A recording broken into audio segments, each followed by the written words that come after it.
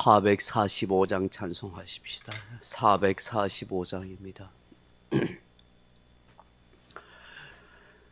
태산을 넘어 험곡에 가도 빛 가운데로 걸어가면 주께서 항상 지키시기로 약속한 말씀 변치 않네. 하늘의 영광 하늘의 영광 나의 맘속에 차고도 넘쳐 할렐루야를 힘차게 불러 영원히 주를 찬양하리.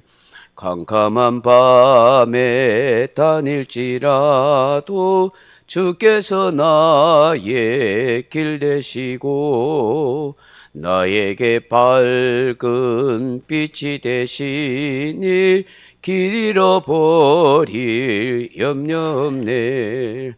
하늘의 영광 하늘의 영광 나의 맘속에 차고도 넘쳐 할렐루야를 힘차게 불러 영원히 주를 찬양하리. 광명한 끝빛 마음의 바다 찬란한 천국 바라보고 할렐루야를 힘차게 불러 날마다 빛에 걸어가리. 하늘의 영광 하늘의 영광 나의 맘속에 차고도 넘쳐 할렐루야를 힘차게 불러 영원히 주를 찬양하리.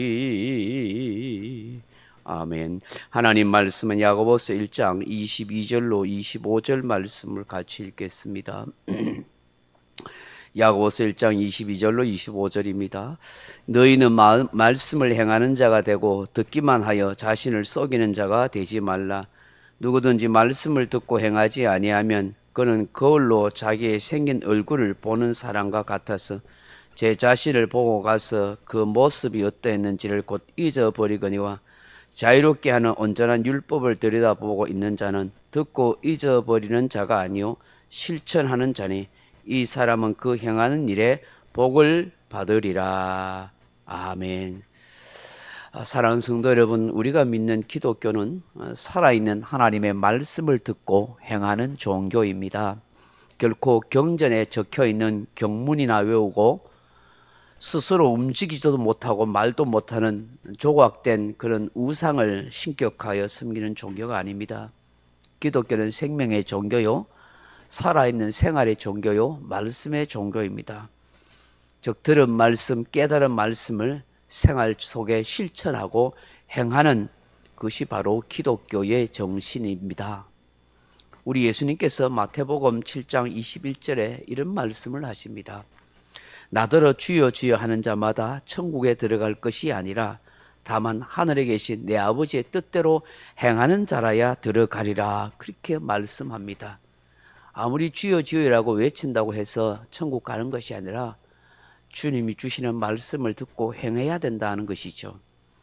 듣고 행하는 사람과 그렇지 않는 사람의 차이를 반석 위에 지은 집과 모래 위에 지은 집으로 그렇게 말씀하십니다. 누구든지 나의 이 말을 듣고 행하는 자는 그 집을 반석 위에 지은 지혜로운 사람 같으리니 비가 내리고 창수가 나고 바람이 불어 그 집에 부딪혀도 무너지지 아니하나니 주추를 반석 위에 놓은 까닭이요 나의 이 말을 듣고 행하지 아니하는 자는 그 집을 모래에 이어 지은 어리석은 사람 같으리니 비가 내리고 창수가 나고 바람이 불어 그 집에 부딪힘에 무너져 그 무너짐이 심하니라. 그렇게 말씀합니다. 예수님이 하시는 이 말씀은 굉장히 중요합니다. 아무리 설교 말씀을 많이 듣고 아무리 성경을 많이 알고 읽고 있다고 해도 그 말씀들을 실천하지 않으면 삶의 복이 되지 않는다 하는 것입니다. 비가 내리고 창수가 내리듯이 여러 가지 마음의 시험이 오고 어려움이 닥치면 금방 무너져 버립니다.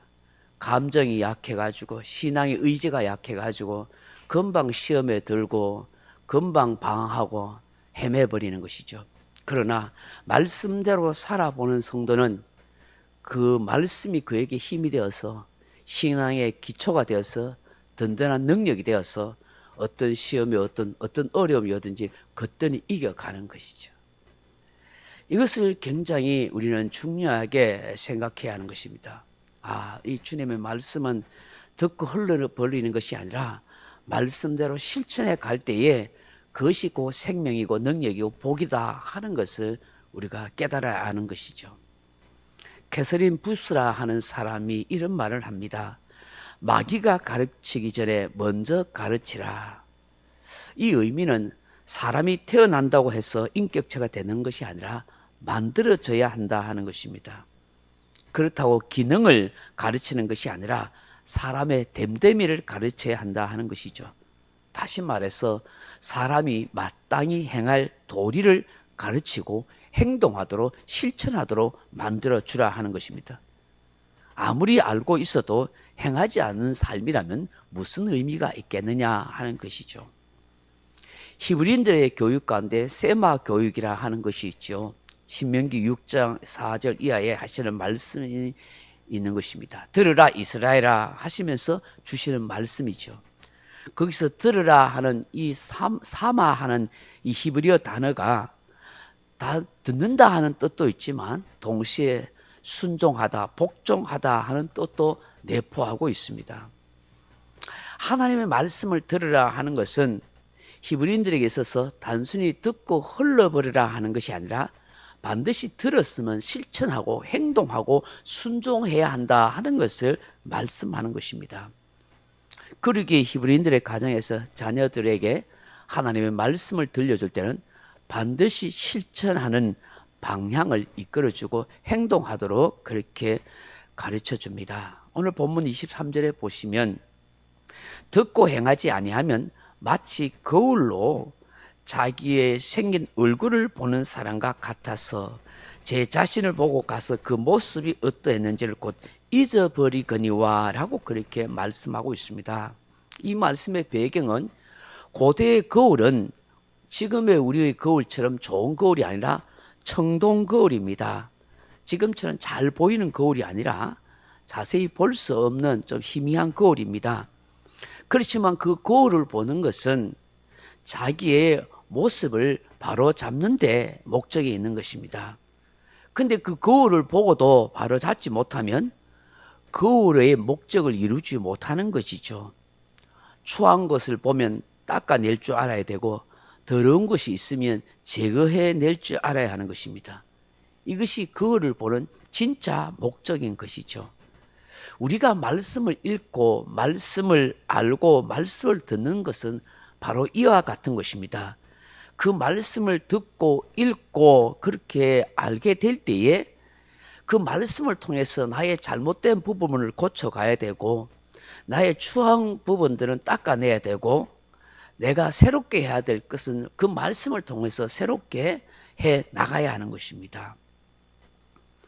오늘 사도 야고보는 25절에 이런 말씀을 하십니다. 자유롭게 하는 온전한 율법을 들여다보고 있는 자는 듣고 잊어버리는 자가 아니요 실천하는 자니 이 사람은 그 행하는 일에 복을 받으리라 그렇게 말씀하고 있습니다. 생각해 보십시오. 구약의 10계명이 있지 않습니까? 내 부모를 공경하라, 살인하지 말라, 간음하지 말라, 도둑질하지 말라 하는 이런 사람과의 관계에 대한 계명의 말씀이 있습니다. 여러분 이 말씀을 우리가 다 알고 있다고 해도 이 말씀을 행하지 아니하면은 자유로운 자가 되지 못하는 것입니다. 왜? 알면서도 실천하지 않으면 결국에 율법에 묶인 죄인처럼 살아가는 것입니다. 내가 부모를 공경해야 되는데 공경을 하지 못하고 있는데, 내가 도둑질 하지 말아야 되는데 도둑질 하고 있는데, 내가 남을 미워하지 말아야 되는데 내가 미워하고 있는데, 이런 것이 자기 마음에 걸림돌이 되는 것이죠. 모르면은 몰라서 그렇다지만 알고 있으면서도 그것을 하지 아니하고 계속 있으면 율법의 정죄에 빠지게 되고 묶인 인생으로 살아간다 하는 것이죠. 그런데 내가 믿음으로 이 말씀을 실천해 갈 때 그 말씀을 행함으로 해서 내가 자유로운 인생이 되는 거예요. 하지 않으면 두려움에 걱정에 묶인 인생이 아니라 행함으로 해서 자유로운 인생이 된다 하는 것이죠. 하워드 핸드릭스 교수라는 분이 영적인 성숙은 얼마나 많이 알고 이해하는 데 있느냐가 아니라 얼마나 많이 사용하고 실천하는 데 있느냐라고 그렇게 말했습니다. 오늘 우리 손에는 귀한 보화가 들려 있습니다. 바로 하나님의 말씀입니다. 가장 위대하고 가장 아름답고 가장 능력 있는 보화인 이 성경책을 하나님이 주셨습니다. 이 성경은 곧 축복의 책이요 우리에게 놀라운 약속을 주고 계십니다. 성경은 우리에게 희망과 능력과 위로와 승리와 지혜를 가져다 주는 보화인 것입니다. 그러므로 우리가 부지런히 이 말씀을 읽고 듣고 그리고 알아 실천해 나갈 때에 그 귀한 하나님의 보화의 약속이 우리에게 복으로 그렇게 역사해 가는 것입니다.